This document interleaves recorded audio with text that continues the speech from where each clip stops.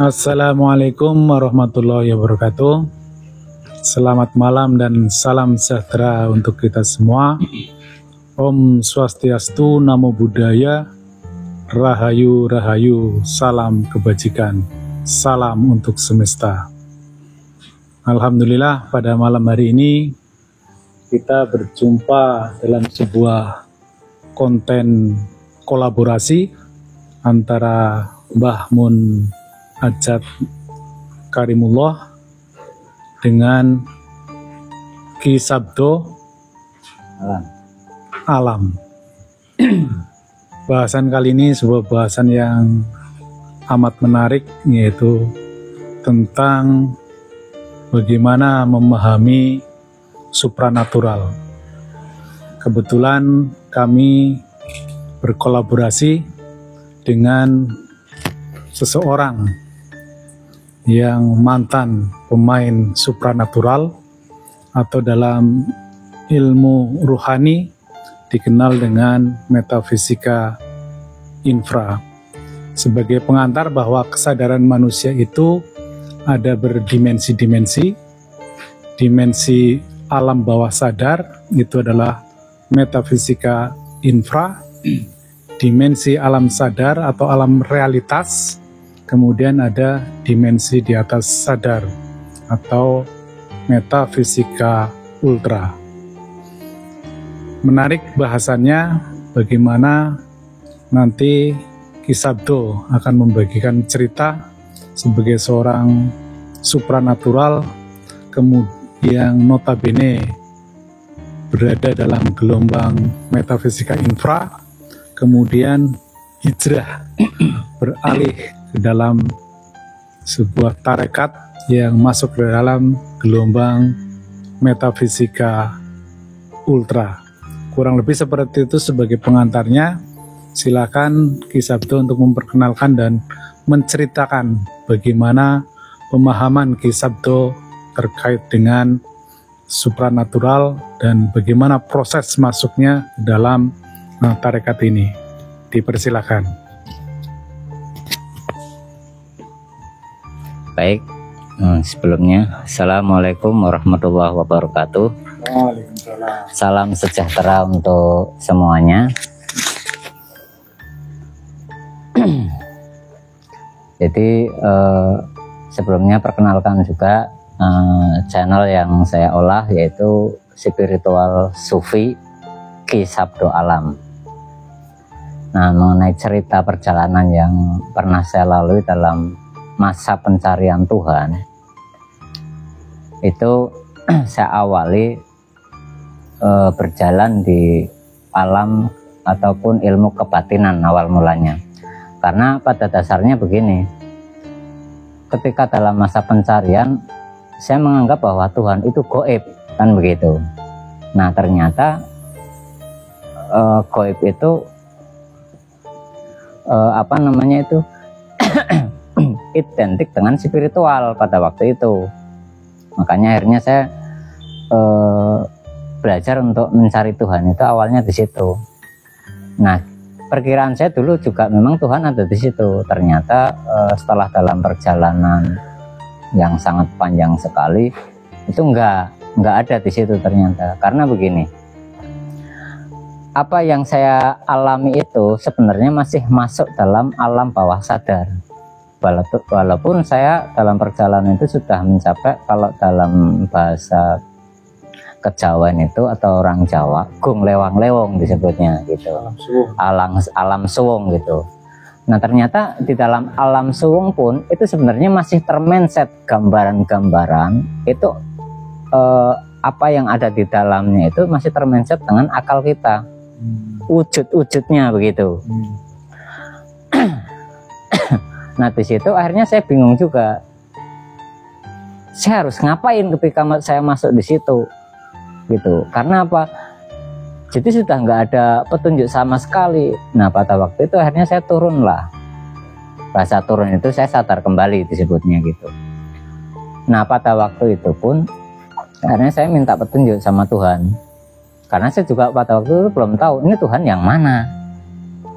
Akhirnya saya hanya berdoa, ya Allah yang menciptakan saya, karena saya kebetulan dari keluarga yang dilahirkan dari keluarga Islam ya. Ya Allah, yang mana sebenarnya engkau itu, kan gitu. Karena saya bingung untuk menemukanmu. Saya nggak tahu ini. Sedangkan iblis pun dikasih kewenangan untuk mengaku-ngaku Tuhan gitu. Sedangkan saya juga belum bisa membedakan mana itu Tuhan, mana itu iblis. Nah, di dalam perjalanan itulah akhirnya saya mendapatkan kayak semacam sebuah ilham, sebuah petunjuk. Itu yang isi petunjuknya diantaranya ada satu orang atau sosok itu yang nantinya akan menjadi pembedanya. Carilah orang itu gitu. Saya berpikir lama apa yang dimaksud dari petunjuk itu. Ternyata setelah dalam perjalanan akhirnya saya paham, itulah yang disebut pewarisnya Nur Muhammad itu sendiri gitu. Karena begini, kalau nggak ada pembedanya, lantas bagaimana kita membedakan antara yang mana Tuhan, mana yang setan itu.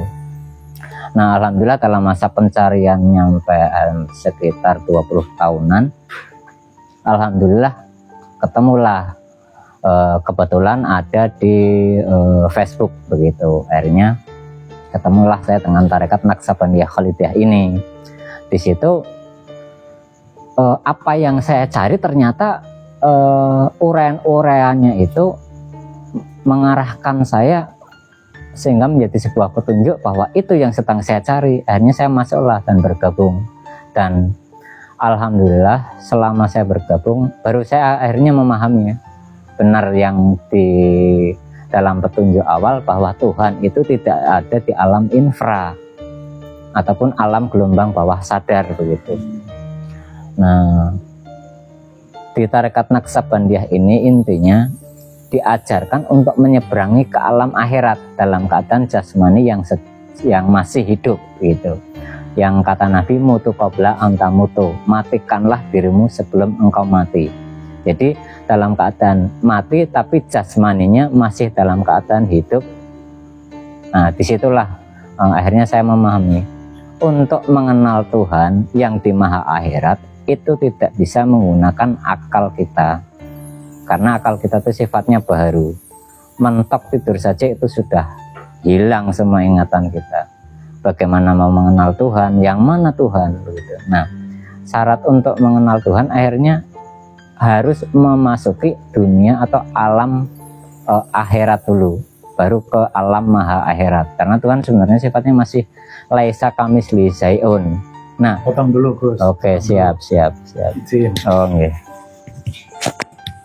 Ini tadi ada yang menarik nih sebelum sampai ke pembahasan masuk ke alam ketuhanan. Jadi kisah alam ini dulu di pemain infra juga istilahnya bukan pemain kaleng-kaleng. Sudah memasuki alam gung liwang liwung. Alam yang tiada apapun.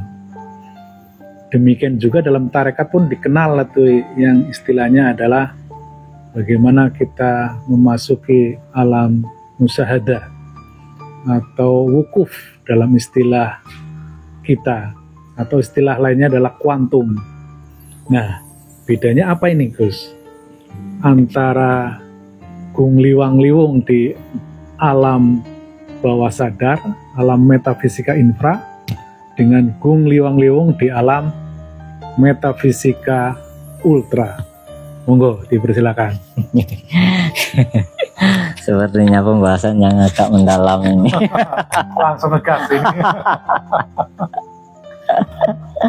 Jadi begini ya, ini sebagai gambaran singkat saja ya. Jadi maksudnya gini, alam gung liwang liwung itu kita memang masuki dalam dimensi tertentu. Dan di situ apa yang ada di dalamnya itu sebenarnya masih tergambarkan oleh akal kita, gitu.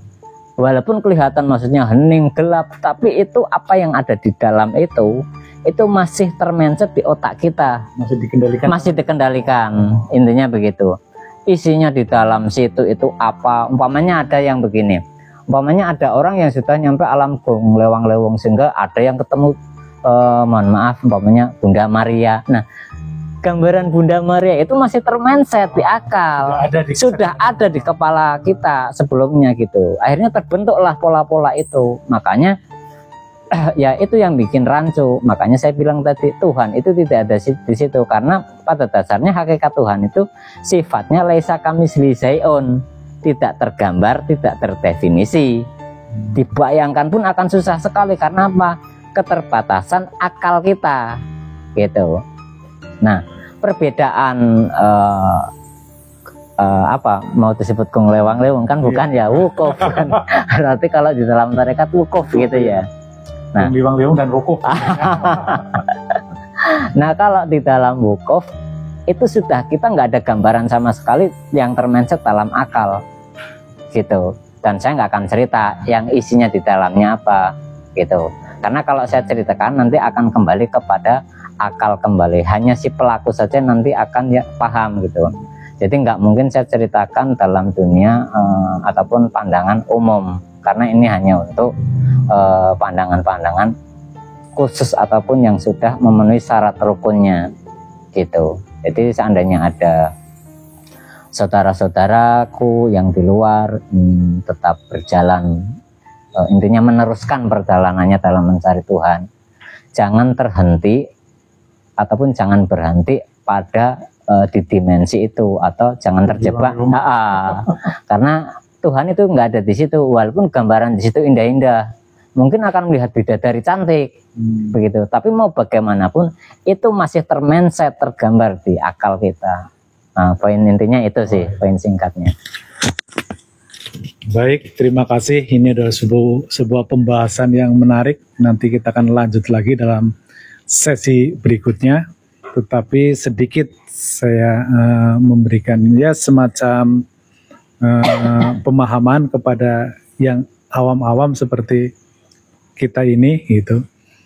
Jadi ternyata ketika kita main di gelombang infra itu, walaupun sudah masuk dalam alam gung liwang-liwung, itu masih ada dalam batas kesadaran kita, masih dapat didrive, dikontrol oleh akal kita, karena memori kita itu muncul di alam bawah kesadaran. Dan itu sungguhnya tidak hanya di pemain infra seperti itu, bahkan di torikot-torikot yang lain pun masih ada muncul seperti itu, yang menghasilkan seperti karoma, kesaktian.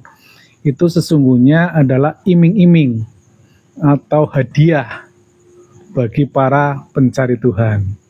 Jangan terjebak di level itu, karena itu masih dalam sebuah perjalanan. Kita lanjut di episode berikutnya. Ilahi anta maksudi waridhoka madlubi. Wassalamualaikum warahmatullahi wabarakatuh. Waalaikumsalam warahmatullahi wabarakatuh.